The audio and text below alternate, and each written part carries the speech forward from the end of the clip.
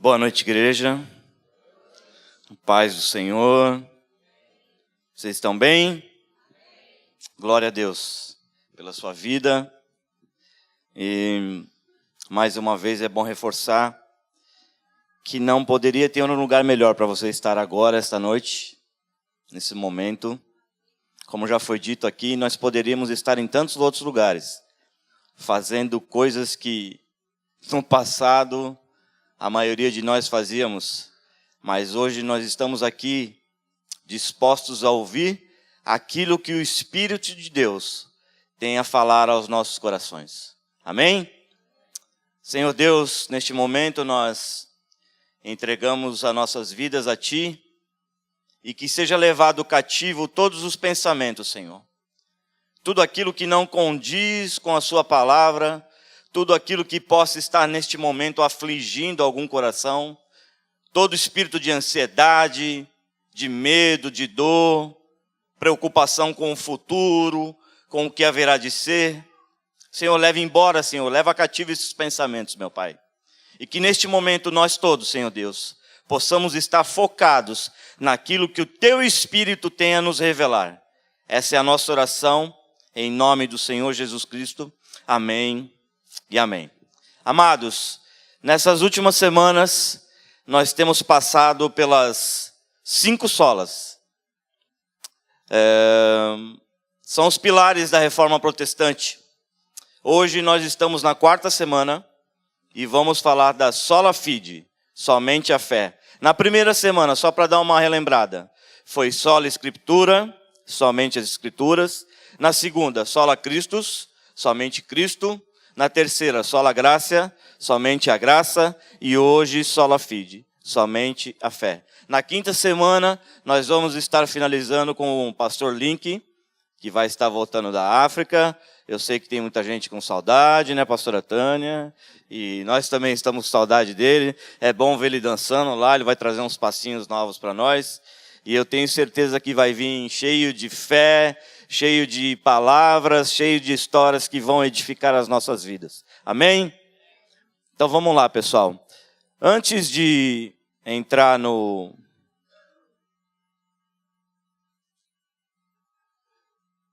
texto em si da fé, eu gostaria de dar uma passada com vocês nessa história. Contextualizar um pouco, para que a gente possa entender o que aconteceu no passado e o que ainda acontece nos dias de hoje. Nós vamos falar aqui um pouco de história. Amém? Vocês gostam de história ou não? Amém. Eu descobri que eu gosto muito de história. Mas é muito bom a gente entender as coisas que aconteceram, por que algumas coisas ainda acontecem. O cenário de Martinho Lutero, na época nós vamos falar sobre isso. Lutero nasceu em 1483, na Alemanha, na cidade de Elsben, e viveu 63 anos. Por ser uma fase difícil, talvez a fase mais difícil da humanidade, a Idade Média, ou também conhecida como a Idade das Trevas, a Idade Média que um homem vivia, tanto homem quanto mulher naquela época, era de 30 a 35 anos. As pessoas, para a gente ter uma ideia, tomavam banho de 1 a 2 vezes por ano. Você que só toma banho de sábado aí, ó. O pessoal tomava banho de 1 a 2 vezes por ano. E ter dentes, 2 dentes era o máximo que alguém podia ter na boca. Mesmo para os mais nobres. Não tinha antibiótico, não tinha penicilina. Então, assim, a morte era uma coisa que andava ao seu redor, era uma coisa muito fácil de acontecer. As pessoas morriam de uma forma muito fácil. Naquela época, os seus avós e pais eram de origem camponesa. Muito trabalhadores. Seu pai era minerador de cobre. Eles eram bem de vida. Não tinham problemas financeiros, mas trabalhavam, sempre foram muitos trabalhadores. Sua mãe cuidava dos seus afazeres. Eles eram em 7 irmãos. Nós temos que entender, na época em que viviam, tudo isso era muito difícil, gente. não tinha luz elétrica. Os castelos, para a gente ter uma ideia, não tinham, a maioria, em sua maioria, aqueles castelos medievais que a gente vê nos filmes, aquela coisa maravilhosa. Não é nada daquilo, gente. Não tinham nem janelas dos castelos. Eram fechados, com pedra mesmo. Porque as pessoas poderiam atirar uma flecha com fogo, incendiar o castelo, apedrejar o castelo. Ou seja, o ambiente dentro do castelo era uma coisa totalmente insalubre. Cheia de pulgas, de carrapatos, não havia fossa, não havia banheiros do jeito que tem hoje, não tinha descarga para você puxar a descarguinha ou apertar lá a sua hidra para as coisas acontecerem. Imagina o cheiro que deveria ser dentro de um castelo. Se num castelo era assim, que tinha pessoas que serviam, né, para a manutenção de um castelo, imagine fora de um castelo, onde os vassalos, os trabalhadores, as pessoas viviam. O negócio era tão feio que as pessoas preferiam se vender e se dar como escravo, porque dentro de um castelo, pelo menos, elas teriam que comer. Essa era a situação quando Martin Lutero nasceu. Esse nome foi dado a ele porque ele nasceu no dia do santo Martinho, São Martinho. A religião para ele era uma coisa muito severa. Passado pelos seus pais, eles criam que nenhum homem comum poderia ir ao céu. Era algo praticamente inconcebível, apenas destinado para os mais bem-afortunados, ou os santos católicos, eleitos pela própria Igreja Romana. Uma coisa que eu quero frisar também, pessoal, é o seguinte: nós não estamos aqui, eu não estou aqui no dia de hoje, mirando o meu canhão e nossa artilharia para ofender nenhum católico. Nós estamos falando de história, amém? Isso tudo que eu estou relatando a vocês, eu tirei de livros, de estudos, tirei da internet. Isso tudo está disponível, isso faz parte da história, amém? Então a nossa intenção jamais seria ofender algum irmão católico, em nome de Jesus, longe disso. Mas a gente precisa contar o que aconteceu, até para a gente entender o que acontece melhor nos dias de hoje. Amém? A Igreja Romana, ela era também um Estado, além de juiz e executora. Só existia essa religião no mundo. Na parte ocidental, né? Só existia a religião católica, apostólica, romana. Mesmo assim, os seus pais cuidavam de seus filhos, de sua família, da sua educação. Martinho Lutero sempre teve vontade de fazer uma faculdade, de cursar uma universidade, e o seu pai resolveu enviá-lo. Ele o enviou para Erfurt, o centro intelectual do país, onde ele estudou com muito afinco. Mas a alma de Martinho ainda suspirava por Deus, acima de todas as coisas. A coisa que Martinho mais temia era ir direto para o inferno. Com seus 21 anos, ele já era bacharel em filosofia. Daí em diante aconteceram algumas coisas interessantes que fizeram Lutero ir para a vida monástica, para o monastério agostiniano. Certa vez ele foi visitar os seus pais e caiu uma forte tempestade. E nessa tempestade um raio quase o atingiu e ele acabou fazendo uma promessa a uma santa, que se chamava Ana ou Santana, que se ela o livrasse daquela situação, ele iria direto para ser monge. E de fato isso aconteceu. No fim da tempestade, ele foi para o monastério, largou a sua faculdade de Direito que ele estava cursando. O seu pai ficou bastante decepcionado com ele, porque ele queria uma vida acadêmica, direito para seu filho. E naquela época fazer direito era quase certeza que você seria bem-sucedido na vida. Não ser um monge, né? Mas Martinho foi para o monastério agostiniano. Chegando lá, ele continuava a castigar o seu corpo com açoites, com jejuns intermináveis, com rezas, com flagelos. Passava horas e horas de várias privações, de comida, mas mesmo assim a sua alma ainda clamava pelo refrigério vindo de Deus, mas nada encontrava, até porque ele não tinha conhecimento ainda da palavra de Deus. A Bíblia ainda não tinha sido revelada a Lutero. Quando ele começou o seu estudo, ele deu de cara com esse versículo. Porque nele, no Evangelho, se descobre a justiça de Deus. De fé em fé, como está escrito, mas o justo viverá pela fé. Isso incomodou Lutero por um bom tempo. Ele passou um bom tempo orando, lendo a Bíblia, clamando a Deus para que o Senhor viesse a esclarecer para ele o que isto queria dizer. Até porque a única forma que Lutero conhecia de não ir para o inferno era de continuar se penalizando, flagelando o seu corpo, fazendo penitências, pagando indulgências. Essa era a única forma que era conhecida na época. Lutero foi enviado a Roma. E quando ele foi enviado a Roma, ele estava na fila o Papa Leão X naquela época queria construir a igreja de São Pedro, que hoje é a Basílica de São Pedro. Ela foi construída. Mas para isso precisava de muito dinheiro na época. E a única forma de arrecadar esse dinheiro era através das indulgências. Para quem não sabe o que é indulgência, é um escrito papal onde, se você tem algum falecido que naquele momento está no purgatório, né, isso é uma fé, faz parte da fé católica, é uma parte dos dogmas.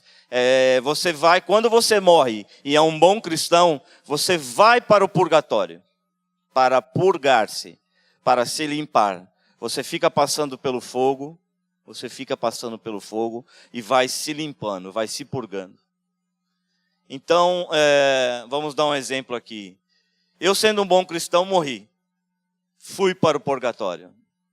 Aí a minha esposa, essa alma caridosa, resolve ir lá no padre e pedir para que abata da minha pena, 1.280 anos do purgatório. E ela paga uma taxa e esse padre vai liberar para mim uma carta de indulgência.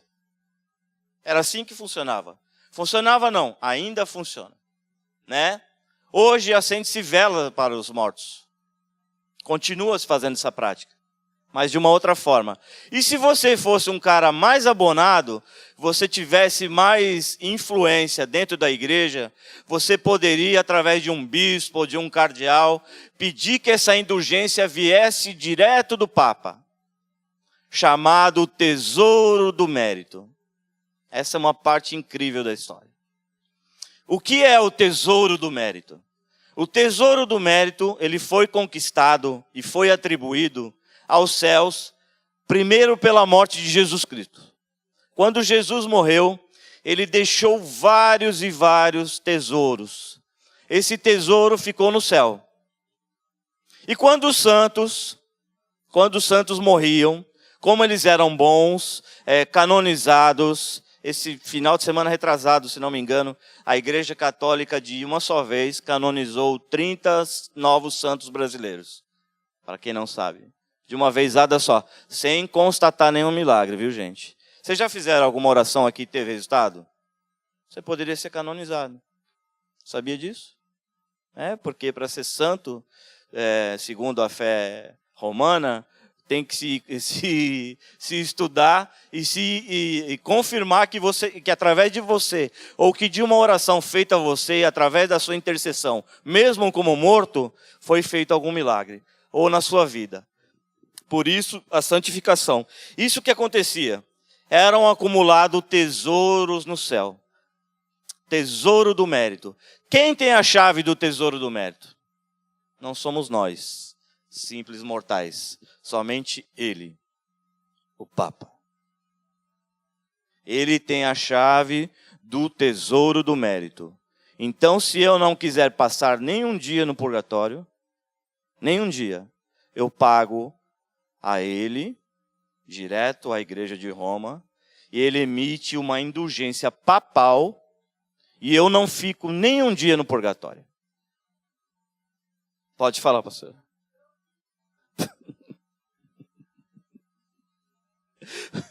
Propina, bom, amém.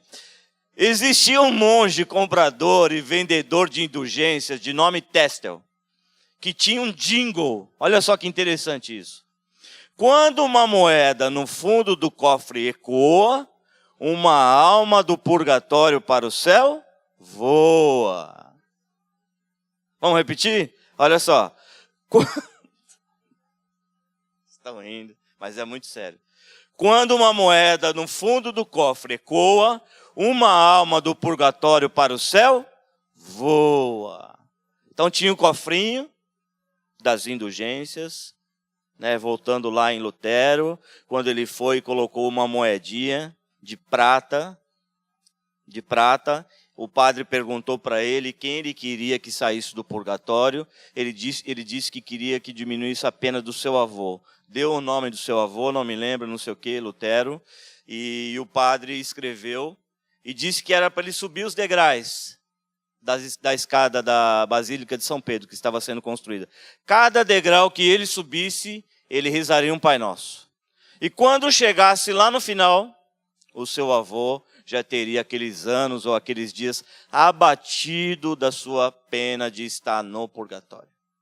Isso era feito, gente. E eu repito, ainda continua sendo feito.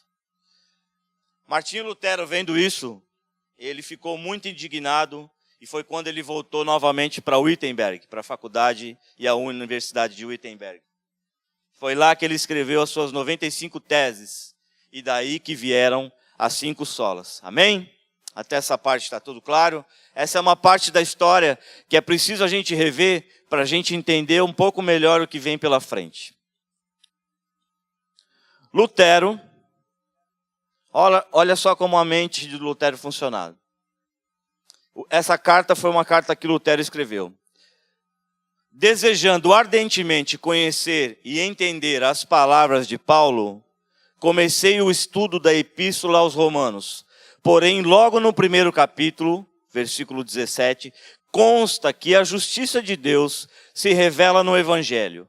Eu detestava as palavras justiça de Deus, porque conforme fui ensinado, eu as considerava como um atributo a Deus Santo, que o leva a castigar os pecadores. E apesar de viver irrepreensivelmente como um monge, a consciência perturbada me levava a considerar sempre num pecador. Sendo assim, odiava um Deus justo, que castiga os pecadores. Sentia-me ferido de consciência. Mas depois de meditar vários dias e noites sem cessar, Deus, na sua graça, me mostrou que nele, no Evangelho, a justiça de Deus se revela de fé em fé, como está escrito: o justo viverá pela fé. Nele é onde, pessoal? No Evangelho. Através da nossa fé em quem? Em Jesus Cristo. Amém? Esse é o segredo que Lutero tanto desejava. Foi por isso que ele orou tantos dias para que essa palavra se revelasse. E lhe foi revelada. E ele entendeu que era necessário que a fé dele fosse na obra redentora de Jesus Cristo na cruz. Através da fé, da obra redentora de Cristo na cruz, nós somos salvos. Não precisa mais nada. Não precisa que você castigue e flagele o seu corpo. Não precisa que você pague indulgências para o homem. Não precisa que outra pessoa acenda uma vela para você. Isso não é necessário. Jesus Cristo, tudo o que havia de ser feito, Ele já o fez. Amém? Quando Ele disse, está consumado, não havia mais nada que o homem pudesse fazer. Aliás, não há nada que o homem possa fazer.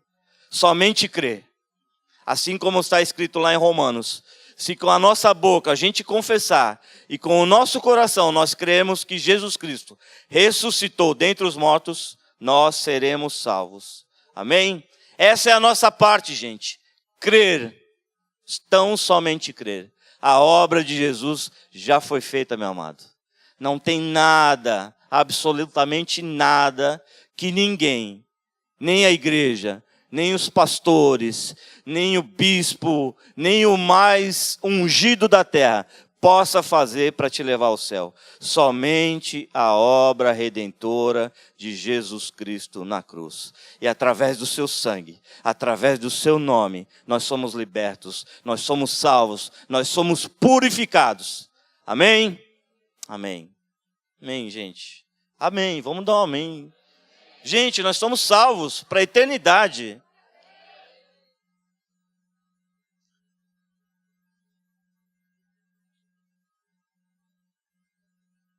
Vocês me deixaram meio preocupado agora.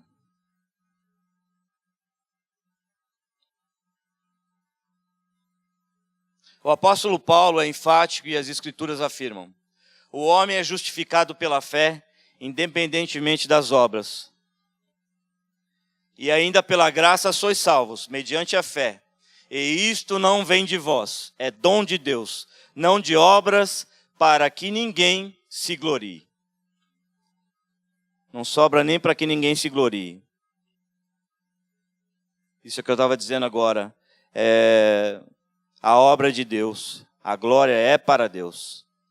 Agora eu quero destacar aqui para vocês 3 pontos importantes para a gente poder fechar o nosso raciocínio.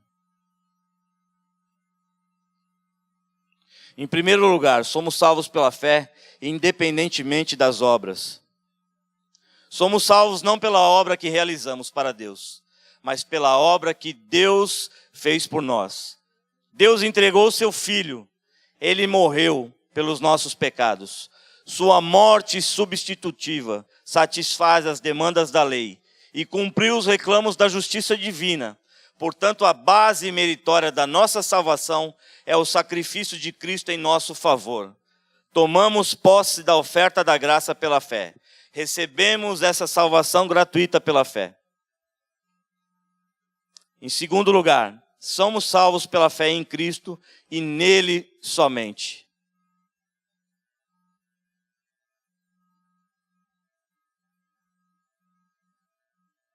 A salvação não nos é dada pela fé na igreja, mas pela fé em Cristo. Esta fé não é apenas assentimento intelectual. Também não é uma fé temporária, apenas para as coisas do aqui e do agora. A fé salvadora é uma confiança exclusiva na pessoa e na obra de Cristo. É confiar somente nele para a redenção. A Bíblia é enfática, e não há salvação em nenhum outro, porque abaixo do céu não existe nenhum outro nome dado entre os homens, pelo qual importa que sejamos salvos. Glória a Deus. Somos salvos pela fé para as boas obras. A fé e as obras, elas não estão em oposição, elas se complementam. A fé é a causa da salvação e as obras são a sua consequência. Nós somos salvos somente pela fé em Cristo Jesus e a sua obra redentora na cruz. Independentemente das obras, mas a fé que salva nunca vem só. Somos salvos por causa das boas obras. Somos salvos para as boas obras. Somos justificados pela fé, mas provamos essa justificação pelas obras. Por isso a fé, se não tiver obras, por si só está morta.